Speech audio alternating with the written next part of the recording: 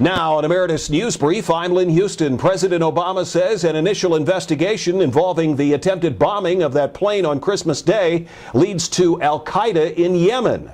And the Equal Employment Opportunity Commission files a flurry of lawsuits and lawsuit agreements before the end of the year. That story in just a moment. But first, the attempted airliner bombing.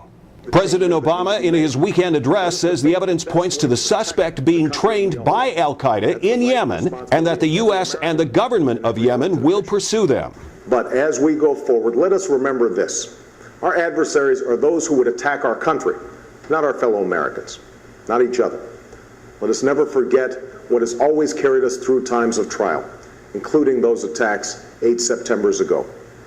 Instead of giving in to fear and cynicism, let's renew that timeless American spirit of resolve and confidence and optimism.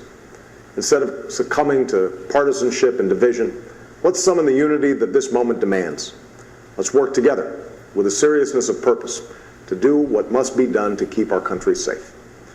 As we begin this new year, I can't imagine a more fitting resolution to guide us as a people and as a nation. The president's entire weekend address can be seen on the Emeritus News channel on live stream after this news brief. The American Civil Liberties Union, meanwhile, says it would be opposed to stepped-up body cavity searches, claiming that more investment in already available advanced electronic screening equipment would be more effective and nowhere near as physically invasive. More on that story on the Emeritus News Advocacy legal page.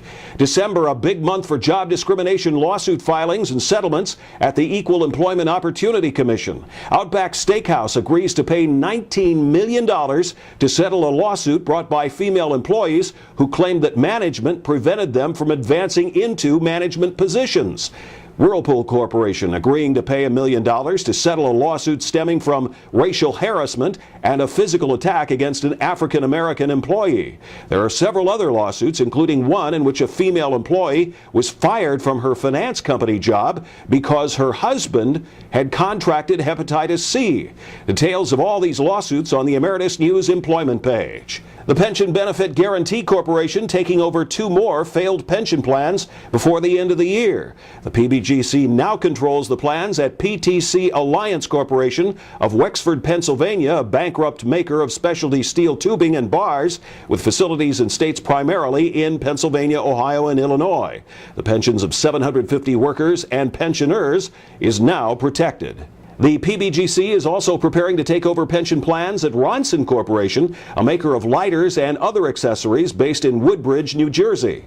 The pending PBGC takeover protects pensions of 460 Ronson workers whose pension plans would have defaulted because of the company's financial problems, which have forced the sale of Ronson assets to pay off a loan from Wells Fargo. The latest on the biggest issues and public policy at emeritusnews.com.